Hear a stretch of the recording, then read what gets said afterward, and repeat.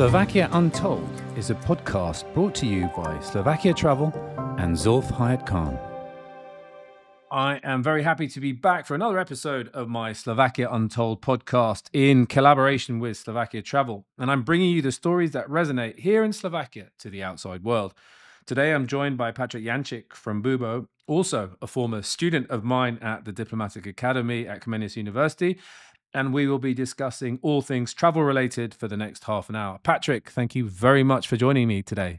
No, Zulf, it's a pleasure. I'm happy to be here. Thank you. I know that we're both struggling with a little bit of man flu, but we're powering through. So I dragged you away from your deathbed, and it's very kind of you to make the time.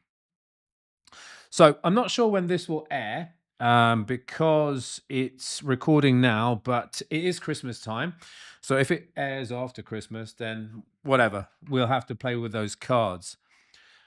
From your now recent experience, Patrik, or now a couple of years of experience in the travel industry, what trends are you noticing for Slovak people who are traveling abroad that you've specifically noticed that is interesting, that you were surprised about prior to starting your new venture in this field?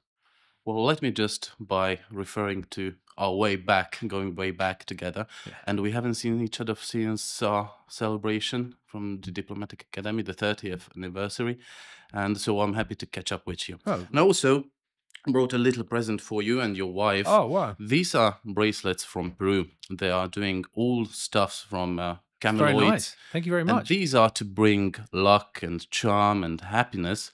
So I brought two to you. Sort of matchy. I thought of you as a sort of green person. So Thank you very much. Look at this. It's always nice. It's Christmas time to receive some gifts. And these are all the way from Peru. A place that I've not yet been to, the place that I've dreamed of going. I'm a big fan of Cusco and Peruvian magic and Peruvian writers, which I studied for my at university all those years ago.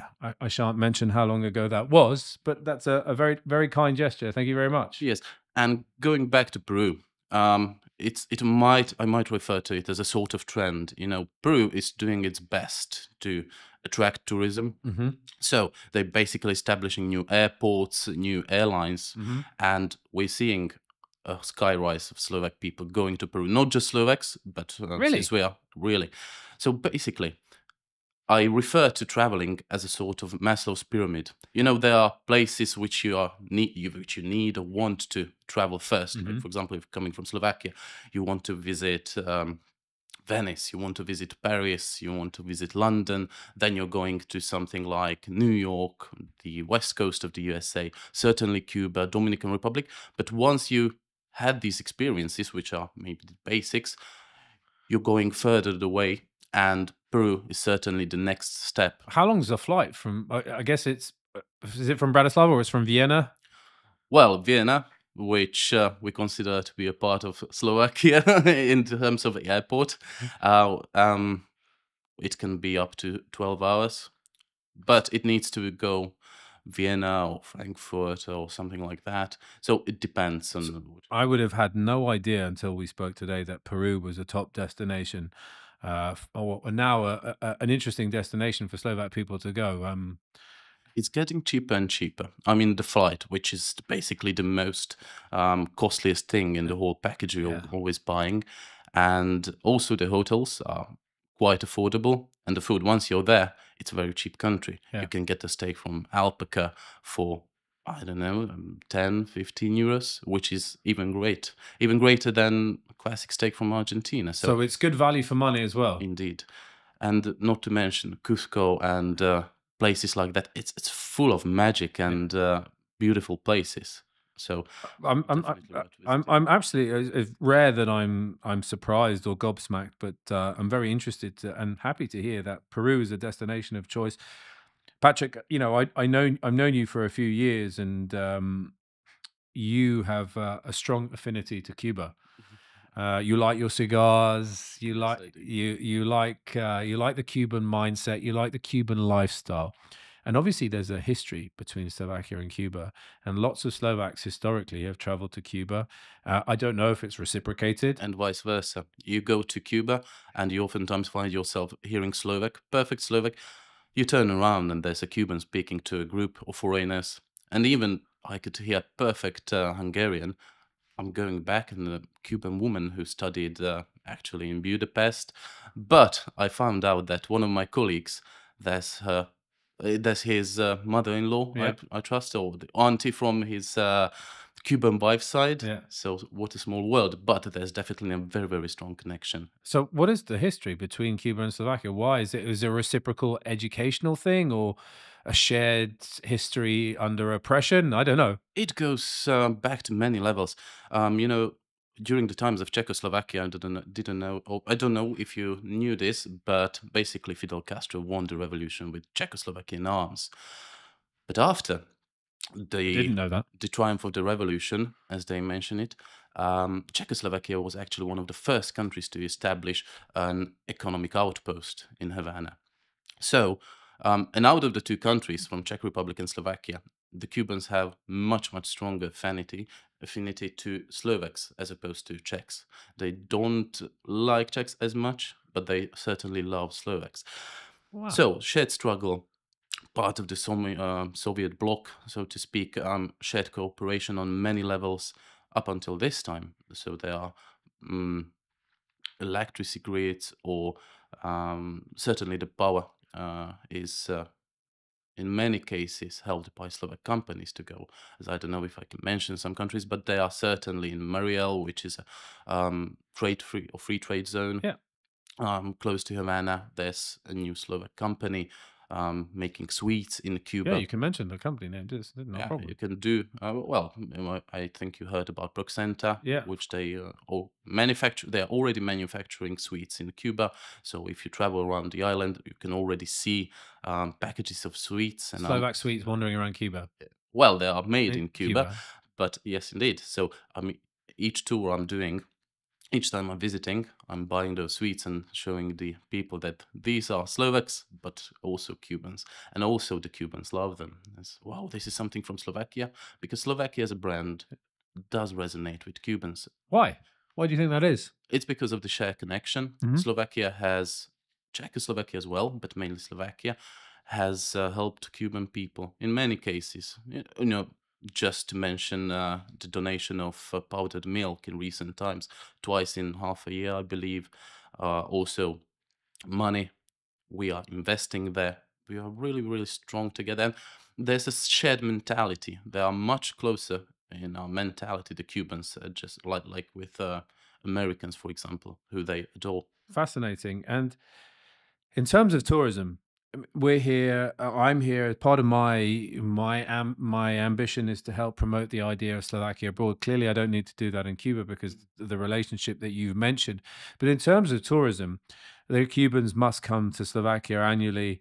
For those who don't understand this shared history, maybe for people of advanced years or people who can remember that shared struggle, as you mentioned, how do you sell Slovakia, or how do people think of traveling to Slovakia from Cuba? Is it like, we don't go to Paris, we won't go to Berlin, we won't go to London, we'll go to Bratislava? Is that how they think, or is there a strategy for people that are actually invested in coming into Slovakia? Well, first of all, it's much easier to travel for Cubans these days than it was before, because now they are allowed to. They can have their passports, but they do need to have their visa, which is not as easy to get because of high instructions from the European Union. So you don't want to let anyone or everyone in. Yeah, so sure. they need to go through screenings. But once they get there and also have the money, which can be an issue for a Cuban, how you sell Slovakia specifically to Cubans, that maybe your uncle or your father, grandfather was in Slovakia working in a company. Interesting. in So any it's a history. factory. It's a history-based angle. Indeed, but also there are shared or were shared study exchanges, just as I went, but also in the times before, in the communist times, many people from Slovakia went there. The Cubans came and studied in our universities, so they can take their kids that, okay, this is the alma mater of your father, your mother, or your mother. There are many, many Cubans who were studying in Slovakia. I don't know if this is true, and somebody can correct me. Often I'm told lots of things and I just take as face value because I'm still, as we know, a foreigner here in Slovakia. There is a baseball a small baseball ground in Divinska Nova Ves. And I was told that baseball came to Slovakia as not via America, but because of the Cubans have a strong heritage of baseball and this shared history between Cuba and Slovakia. I think a Cuban traveled to Slovakia and wanted to bring baseball to Slovakia, and that's where it grew from. I don't know if there's any truth in that, but it's a pretty cool story. It is a cool story, but also it's interesting why baseball became so popular in Cuba, because in the beginning of the 20th century, a couple of Cubans went to study. I don't know, I think it was Cornell or something, but they came back and it was popular in America, obviously, and they just brought it back, started to play, grew in popularity, in contrast to Spanish times. So they wanted to cut the ties from the Spanish Empire. Americans were so much cooler. But nowadays, since to play baseball, you need a bat, you need a ball of some kind, which might not be that easy to obtain in Cuba, as you might believe. Referring to the popularity of sport, they started to playing football in the streets. Soccer, if we have any American audience, but it's football for us. So they are playing football nowadays much more, just to show or fly the bird to the Americans. Oh, there you go. So only two countries call football soccer, and that's Australia and America, and we shan't forgive them for that. Okay, a little bit more on the idea of travel. I'm absolutely fascinated. I every time I travel to Dubai, or I go back home to London, or every time recently I was in Izmir in Turkey. Every time I'm in an international airport, I hear lots of Slovak people traveling. What trends have you noticed in recent times where you're seeing? You mentioned Peru, but are there specific trends? Are there areas or pockets of the world where people genuinely from Slovakia like to travel? Well, there are a couple of places, but first of all, as a trend, after COVID, the tourism has just grew and grew and grew, and it busted really. There are so many Slovaks wanting to travel. They can afford it better. So I actually have the statistics here. According to the Úrad vlády, in 2023, Slovaks traveled for recreation on average up to 4 times a year. Wow, very rich the Slovaks are, especially for outbound trips, more than 10 million trips. For a middling country, just imagine, that's a lot. That's one thing that... But I think Croatia counts as cross-border, right? Yes, it does. So, but still, look at the statistics of how many Americans travel to Canada or Mexico. Yeah, there are not as many, maybe in percentage. Or Britain's to France. So I would certainly count on that. But this is something which surprises me each day, all the day, even more and more. The amount of Slovaks traveling, that they can afford it to travel in style. Well, I can't afford 4 holidays a year unless this podcast suddenly gets a sponsor for 10 million euros. We'll stick to the one holiday a year. Shout out for sponsors. But so that's certainly something that the more time you spend abroad, even in countries like Peru, Argentina, Brazil, even the US, I'm all the more astonished how well we live in Slovakia. And if you're even traveling to Switzerland, we have mountains like that, just as nice. Speaking of wine, we have just as nice a wine as Italian or French wine. I even heard that our French and Italian audience might disagree with you, but last episode I had the food and beverage industry. I was in Modera recently, which is obviously home to a lot of. There are 900. We were told, weren't we, Luboš? There are about 900 winemakers in Slovakia. That's a lot for such a small country. Yes, it is. And you're an amateur vintner as well. Well, you can say that, a very immature one, as opposed to my father or grandfather. But yes, I'm doing my best at the little time it gets to me to be in Slovakia.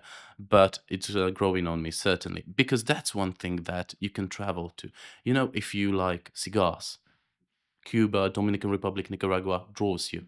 Also, winery, France, Spain, Italy. But once you've done that, okay, what's more to explore? Wow, Slovakia is quite close if you're somewhere here from Europe, but also American. Okay, I can do Vienna and do even Modra in a day or two, just to explore the wines, because we have a lot to offer and we are getting better at it each day. I can see that, and as I told you, I'm more astonished to see how it's getting developed. But you've been living here for couple of years now. Feels like a lifetime. No, this is we're coming up. What development do you see?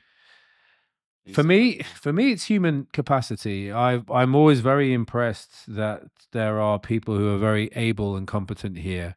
I perhaps don't feel that they all get paid what they should. I mean, comparative to other European capital cities, Bratislava is a minnow, so to speak. Is not robust like Berlin, London, Paris, Madrid, or Rome, for example. But at the same time, I've noticed that the ability of people here is exceptionally high.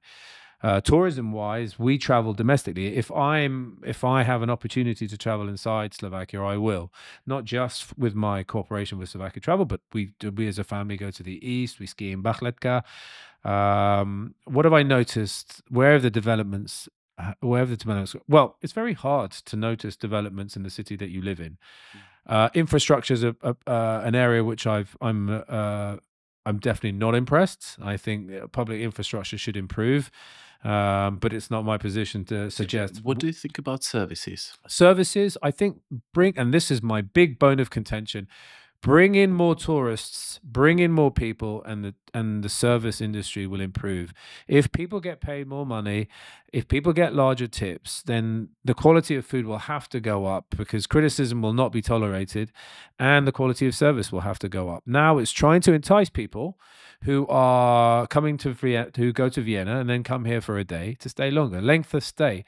Look at the hotels. I'm hoping that the hotels don't have short stay. It should be long stay.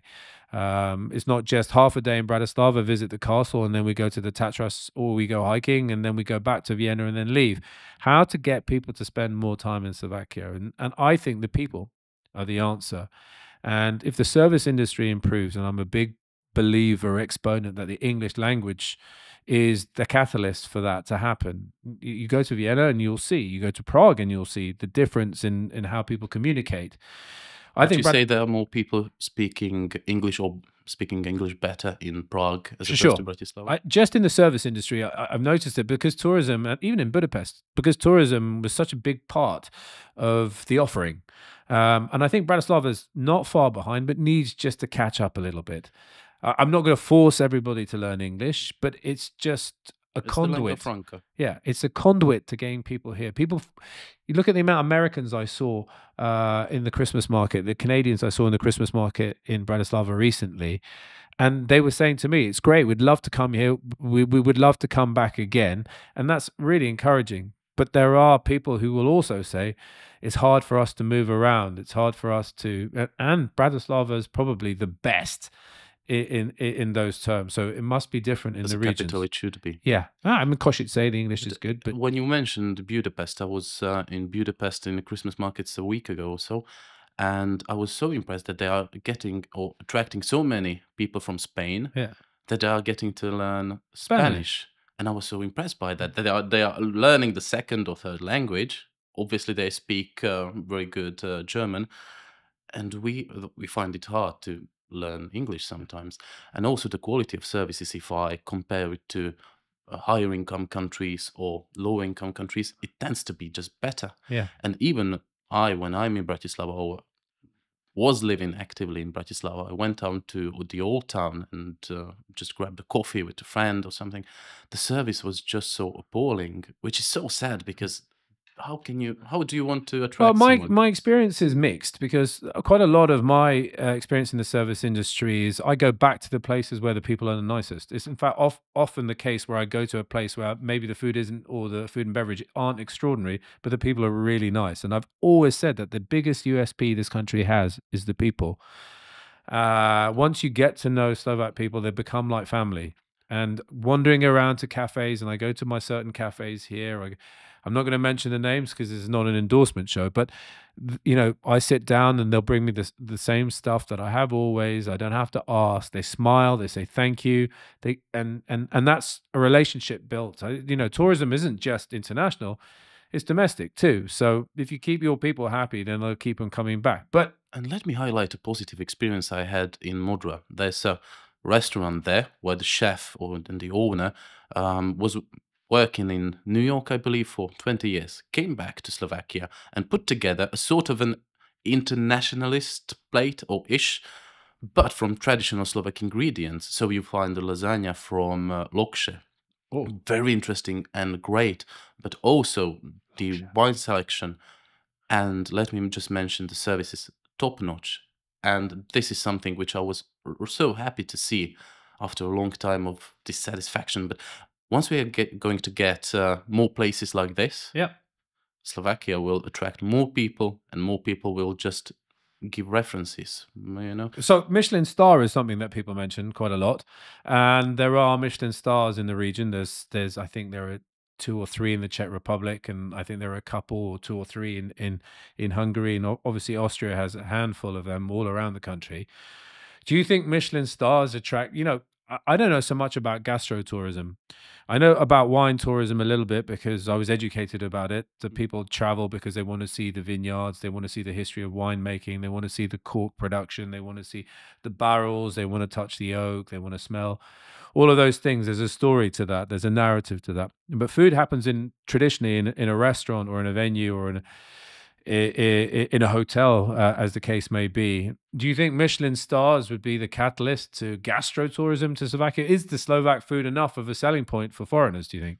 that's a very interesting question, and I have actually quite a few opinions on that matter. But since you're such a well-traveled man, you like nice things in life and nice food and nice wine.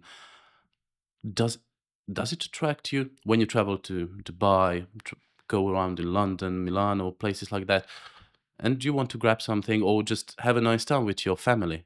Do you look out for Michelin star or how? No, I don't. And I tell you the honest truth. And while I'm in Slovakia, I tend, unless we have a particular feeling for a type of food that we want, I will try again always to look for local cuisine. I'm a big fan of supporting the industry. I'm going to be naff and say I'm a big fan of farm to table, but I think farm to table is also a really good model that I think Slovakia should employ. You've got such great produce here. I mean, lamb, for example, which is largely exported, is hard to get in Slovakia. So Also, the beef, the quality of our beef is the top quality of notch. beef is great. The vegetables, the produce is great, and it's funny. It's sad, or maybe that a lot of this produce is exported, and not so much is kept in house. So, when I travel to those cities, there are places that I know where I want to go, and invariably these are types of restaurants or bars or whatever that aren't available to me here. There is a limitation. It is a compact nation, so to speak. So, I will definitely look out for things. Will I go to a Michelin star restaurant? Well, rarely. Last Michelin star restaurant I went to was in Kyoto in Japan. But I prefer food that you can see and eat, not a whole bunch of things that are this big, and that you pay thousands of euros and then you need to go to Mekach afterwards. So I believe that from Slovakia's perspective, a Michelin-starred restaurant is a double-edged sword, and let me explain why. It would certainly attract a sort of tourism, a niche tourism maybe, but it would spike. But that would be short term. But if there are not places which could attract you to stay for a longer period of time or come back, Sure. because I've seen, oh, this restaurant as well, maybe without a Michelin star, or maybe a cigar bar, maybe a winery, that next time I'll come back for not a day or two, but maybe a week and Hmm. explore. But if I'm really dissatisfied with services or the people, we tend not to smile as often as other countries. It leaves you a mark. uh, so, if we don't improve on other areas or other restaurants, other services generally, it would spike for a bit, but then maybe drop to the previous levels. And also, I've seen the economics of a Michelin star. Once you get a Michelin star, your costs just go so much higher Uh-huh. that you need to charge exponentially more, Yeah. which will not attract local people. So you might But get we've people from established that Paris and London. Slovaks can afford to travel. I think the average They can afford to travel and they are willing to spend on that, but they are not as willing to part with their money at home. So they can and they certainly do so appreciate nice food while they are outside of Slovakia because they are like holiday mode, and there's a great difference in between Slovaks and Czechs. Czechs, they are not willing to go to restaurants But each night. I But the understand. Slovaks, they do want the experience once they're abroad. But back at home, not as much. But I understand. I understand your point, but I think there is an advantage to having a Michelin star because you don't want to be a nation that doesn't have a Michelin star. Indeed. So I'm a big supporter. so it's a double-edged, but there is cross-border tourism as well. So you might have Austrians that don't have anything open on a Sunday that will think, let's go to Slovakia and let's go eat at a Michelin star restaurant. You might have Hungarians or Czechs that might share the same. In terms of prestige of a country as such, I'm a big proponent of having a Michelin star. Just the restaurant, which is willing to embark on that journey to get a couple of stars, need to be conscious about that. What will happen after we get the Michelin star, which is maybe counterintuitive because you think that I'm going to have a Michelin star and I'm going to be a very rich restaurant from that point on, but that is rarely a case from a study which I read recently. Well, interesting. The cult or the machinations of the Michelin star is, as you rightly said, as you correctly surmised, the double-edged sword. All that glitters isn't always gold, as they say. So let's talk 2025. What do you think the popular trends for 2025 might be? Anywhere interesting that you're traveling to that you think that might have an uptick or interest for Slovak people? Well, there are a couple of countries which are hot places or places to be, and Thailand, even though it's one of the first countries which Slovaks went to as an exotic location, they still going strong. It's cheap. The quality of services is very good. They have a bit of exotic food, nice beaches, cultural experiences. A Bond movie was filmed there, so there's a lot of attractions. There are very few places where a Bond movie hasn't been filmed. Slovakia, and I think it would help. Obviously, The Living Daylight starts with Bratislava, but was filmed in Vienna. But I really genuinely think so that if a movie like a Bond movie would be filmed here, it would boost Slovakia's travel, but also movies as such, because I can see also a part of a niche group which is forming in Slovakia and is going to get just stronger and stronger, that I want to visit places which I've seen from the movies. It started for me like Hostel that as well. wasn't Hostel filmed? Yeah, but that's not a certain. Well, it wouldn't attract any kind of tourism. A dark tourism, maybe. Noir tourism. Yeah. But also Nosferatu. But I think it's complicated. The Witcher filmed. I think the Henry Cavill Witcher filmed a little bit in Slovakia. A little bit. Tax credits, and Hungary has been very good. Hungary is in great the Czech example for Republic. doing that, but not. This is a tax credit. This is beyond my my scope of knowledge. But knowing people in the film industry, we have friends that recently filmed in Prague, and friends that have filmed in Budapest before as well, because of the tax credits and the ability to do that. If a Bond movie would come to Bratislava, I think we would be all fighting over opportunities to be an extra in that movie, not a starring role in the movie, Mickey. But just imagine, Daniel Craig also always mentions, how did you get the role? What did you do the time you got the call? He was in Budapest, basically, when he knew that he's a top contender and he knew that he's going to get the role. So always he's telling the story. I bought my Bond watch while in Budapest filming this another movie. Budapest all around. Actually, Casino Royale, Karlovy Vary. So it was set in Montenegro, but it was... Just imagine getting a reference from some Hollywood actor that when I was in Bratislava, when I was in High Tatras, when I was in Košice. I'm sure it's a matter of time. Logistically, moving film crews and locations is tough work. I don't think there's a particular trend that says let's not go to Bratislava. We haven't had much Central European action in recent Bonds, so maybe that will happen, and maybe Bratislava will be the catalyst for the next Bond, whichever iteration there is. So the hotspots you mentioned, there are two places that you would... Well, the Thailand. Thailand was one. Also, I think Japan is going to be strong for the Expo. The Expo, of course. But in the recent years, Slovaks are all the more interested in Japan, and it's getting cheaper due to the inflation. Argentina, for the same thing. The inflation is just great. Value for money, that's insane. Brazil, you want to see the carnival and it's worth it.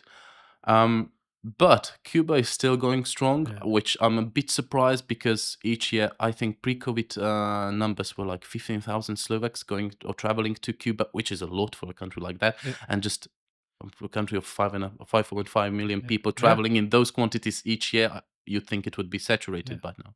Also, Dominican Republic is getting to attract more and more tourists, but they are attracting more Cigar like tourism. resorts.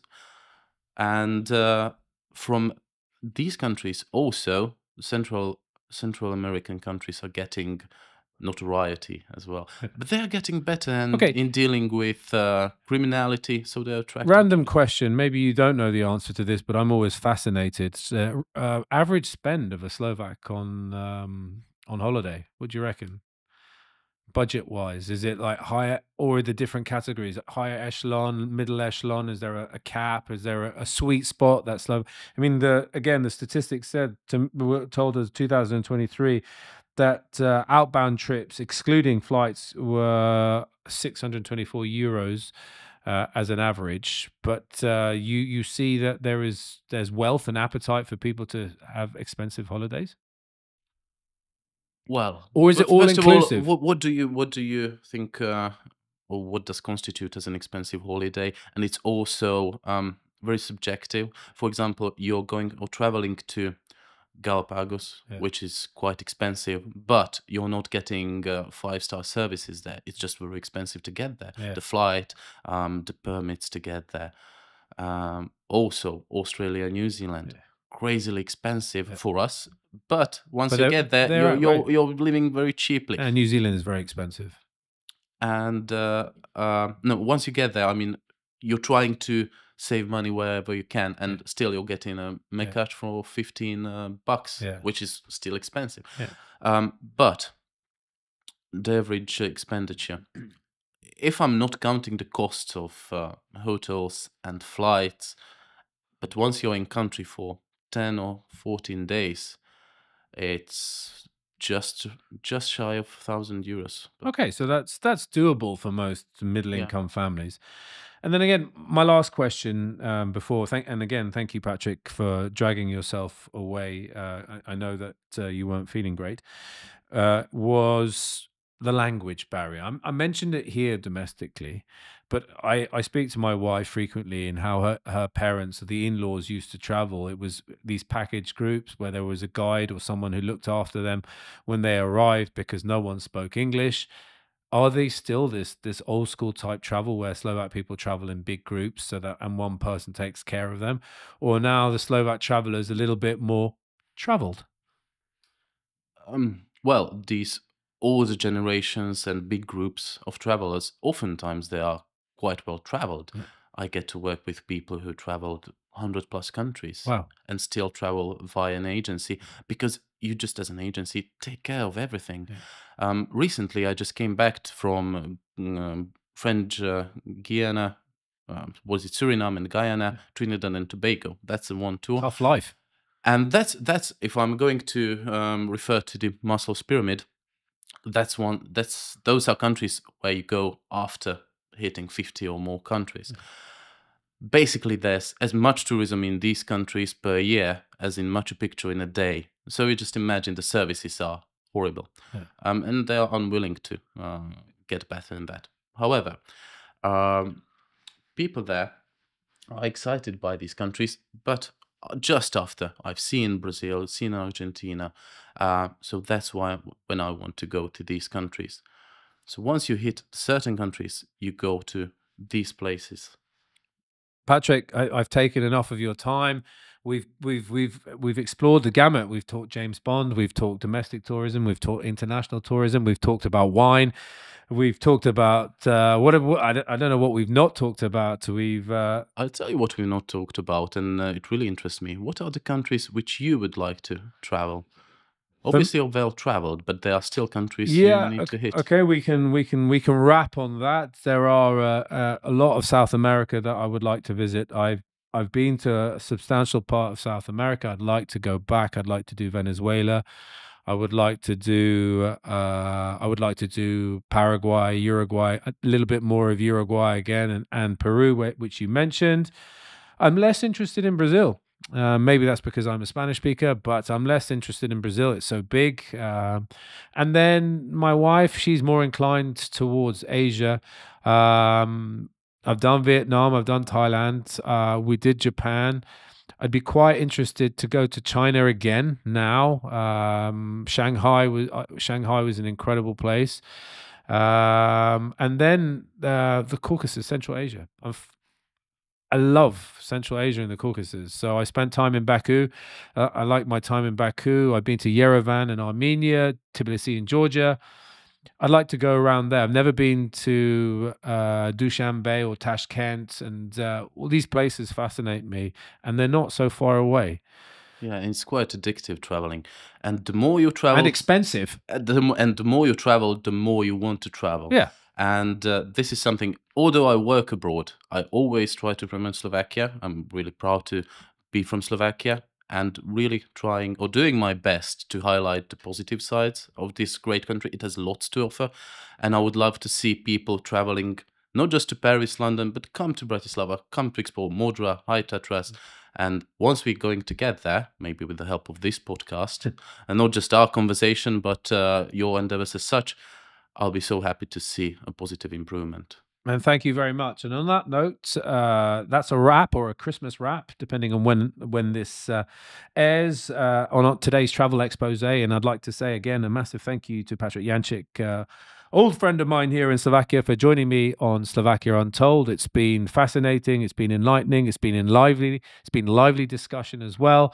And we wish you well for 2025, and hopefully all our healths will improve. Thank you very much. It was a real pleasure to be here. And the only advice I want to give is to travel, not just outside of Slovakia, but inside it, and let us help to prove our country to get to promote it abroad. So thank you. Thank you very much, Patrik. You have been listening to Zulf Hayek Khan on Slovakia Untold, the podcast brought to you in partnership with Slovakia Travel.